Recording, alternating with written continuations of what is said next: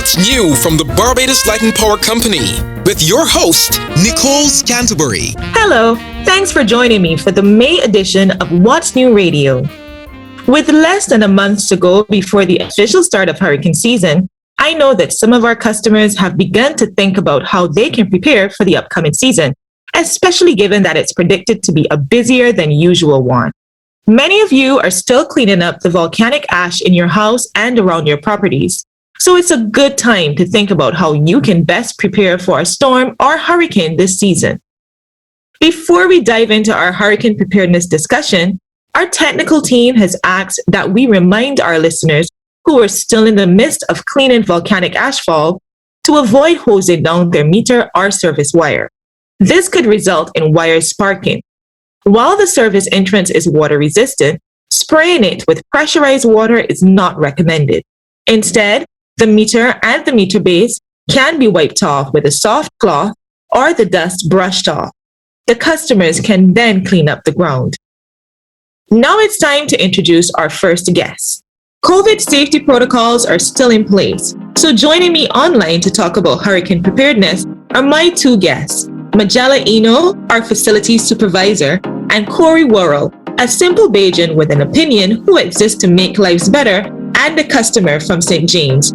Corey, in my introduction, I mentioned that customers, while cleaning up after the ash, they're also looking to start securing their homes for hurricane season. What does your preparation consist of outside or around your home? Well, I have a big family, so I don't necessarily wait until hurricane season to prepare, as hazards, various kinds can pop up basically at any time.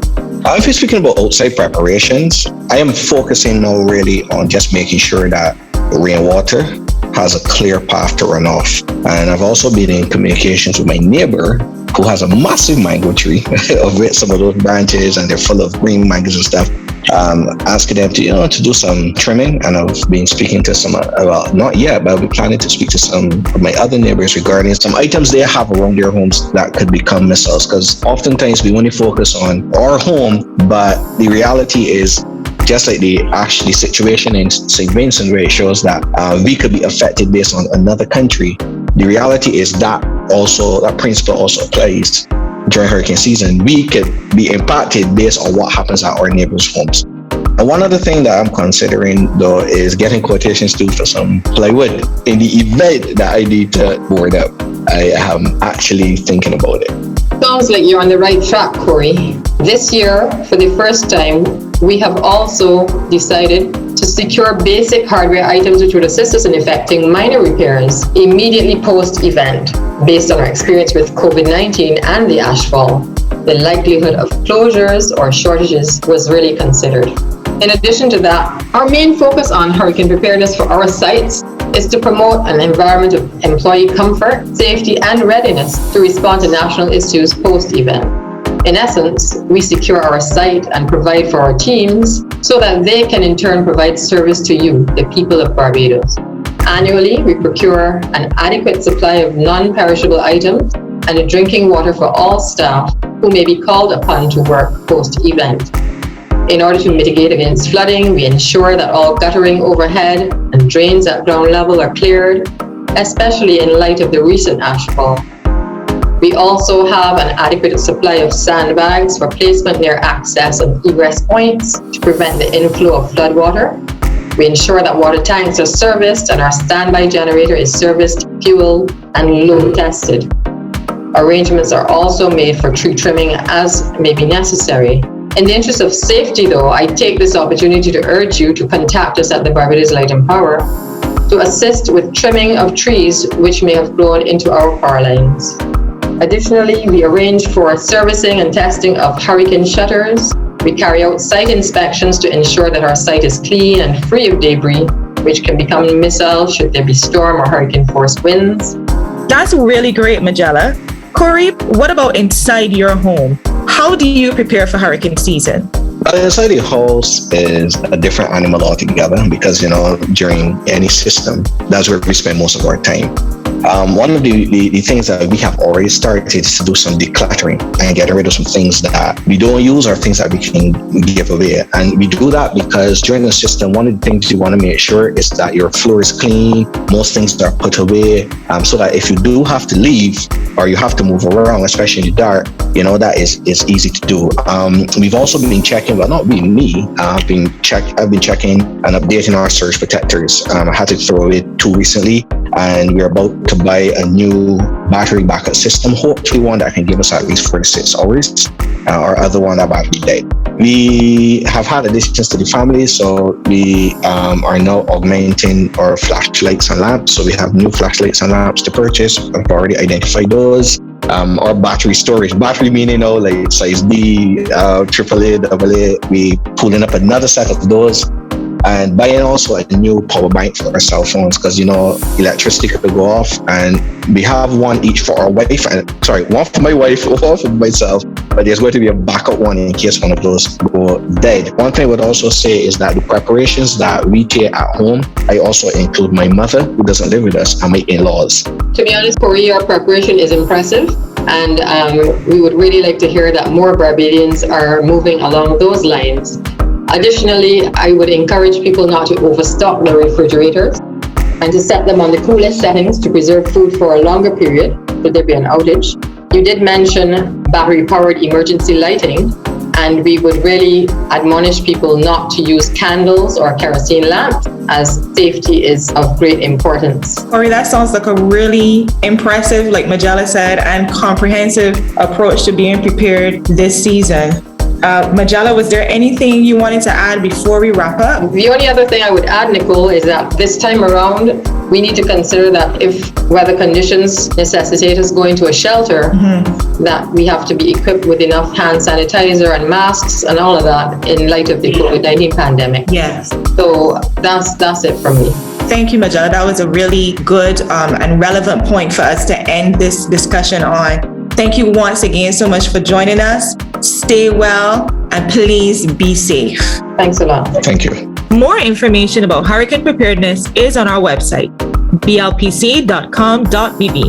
And throughout the hurricane season, we will share up-to-date information on our social media channels, our Facebook page and Instagram, BLPC Online, on Twitter, tweet BLPC, or you can contact a customer care representative at 626-4300 and our 24 hotline number 626-9000 for emergencies.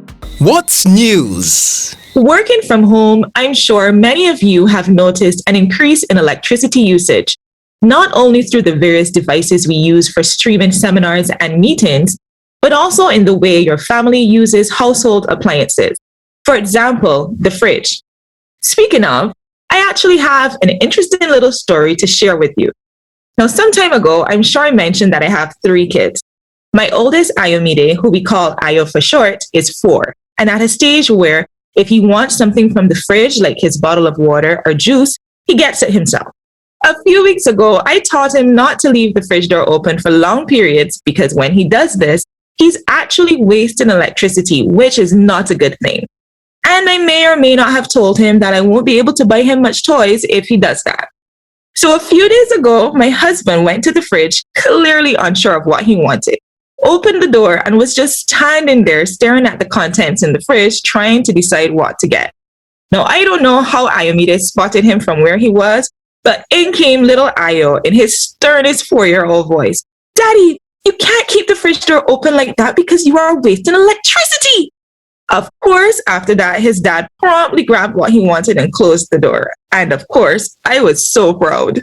Remember to save the electricity. I'm also reminded that May is Child Month in Barbados, and the wish for every child is a brighter future, and for our children to learn to take care of our planet. As an essential service at Light and Power, we want to play our part in that brighter future for our children. Our 100-100 vision of 100% renewable energy and 100% electrification by 2035 aims to provide a safe, sustainable, and cleaner, brighter future to all our families. So during this month, let us talk to our children about the value of electricity how to be safe while using electricity, and the ways that we can conserve it. So to all those boys and girls and adults who like going to the fridge door, decide what you want first before opening the door. Hi, I'm Chelsea Austin, a final year biology and biochemistry major at UE. Given our current climate, all of my classes are now online. Without electricity, school simply wouldn't be possible. I wouldn't be able to access my lectures and important information, and most of the machines in my labs require electricity. I also rely on the internet to connect with my friends now, not possible without Wi-Fi, which needs electricity. So I definitely know and appreciate the value of electricity. What's new from the Barbados Light and Power Company? You're listening to What's New Radio with me, Nicole Scantleberry, Communications Advisor for the Barbados Light and Power Company. Over the last year and a half of COVID-19 directives and restrictions, our employees have continued to show up, adapt to working differently, respond to calls, and be prepared in all circumstances. In recognition of the long-standing hard work that our employees have given to the company, our customers, and country during these challenging times, the management of Light and Power decided to give back a reward to all staff. Here's what Managing Director Roger Blackman said about the first ever BLPC Heroes Day. When I think of this BLPC community and reflect on the word hero and what it means, I think of you. Someone who overcomes adversity, someone who is courageous, and someone who often places the needs of others before their own. Colleagues, this is all of you.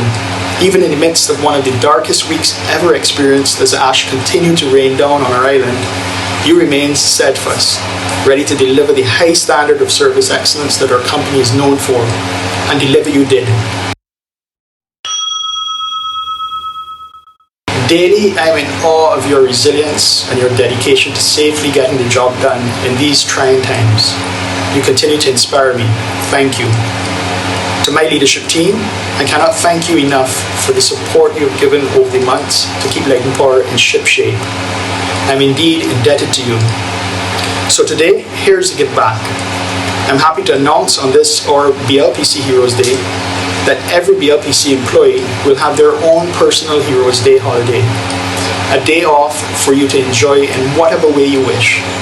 Whenever you decide to take your day, please take that needed pause and enjoy a special day. Here's to you. Stay safe, everyone. What's new from the Barbados Light and Power Company? Hi, my name is Mustafa Haqq, employee at the Barbados Light and Power Company, and I'm a lineman. When I first heard of the Heroes Day, I felt very appreciative of the fact that management took the time to think of the employees and see what customers are usually seeing when they're out. Because every customer, it seems like we are a hero to them, whether or not it's a new customer that is having electricity for the first time, or someone that may have a problem and we had helped them in some situations. So I just want to thank the managers and the staff that put together this day for all of us. And I'm looking forward to spending that day with my family. We plan to probably go to Harrison's Cave. We've been there already, but the kids was a lot younger and they didn't understood what really was going on and the tours and stuff. So we're going to do that again. And afterwards, I probably go on, a scenic tour through the island, and our last stop would be at the beach with a small family picnic. So that's how I'm going to spend my Heroes Day. What's new from the Barbados Light and Power Company? That's What's New Radio for our May edition. Keep up to date on what's happening at Light and Power on our Facebook page or Instagram, BLPC Online, or contact a customer care representative on 626-4300. What's New Radio is repeated in the last week of every month on this station. Or find this and other What's New programs on our website, blpc.com.bb. I'm Nicole Scantleberry. Join me next month. Bye for now.